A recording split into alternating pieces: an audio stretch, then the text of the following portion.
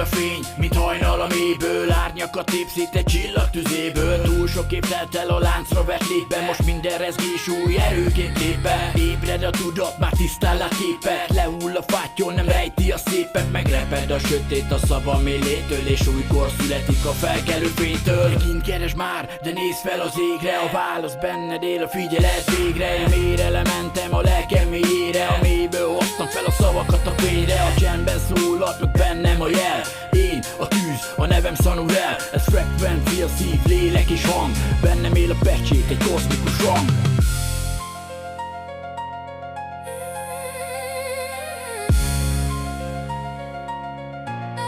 Széttöröm a láncot, amit rám tett a lét.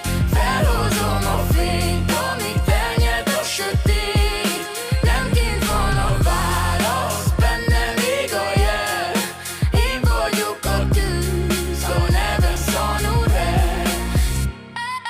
Benned is ott ér, csak várja a hívást. Nem test vagy csupán, ez több, mint egy írás. Az isteni szikra most újra feléled. Nem hal meg benned, csak formát cserélted. Akik most ébrednek, bennük az ő szól. Nem külső hang vezet, a lélek válaszol. Testben a végtelen most újra felébred. Nem porból lettél, a fény az miéted. Zár már a test, csak eszköz a létben. Az idő sem lánc, csak játék a térben. A halál csak kapu, mint átlépsz a készen. Örök vagy belül, nem tűnsz el egészen. Szólok hangosan, hogy felébredj végre. Ne add át a lelked egy hamis ígére. Ned az igazság, nincs szükség már másra. Sanurel tüze ég és áttör a fájtla.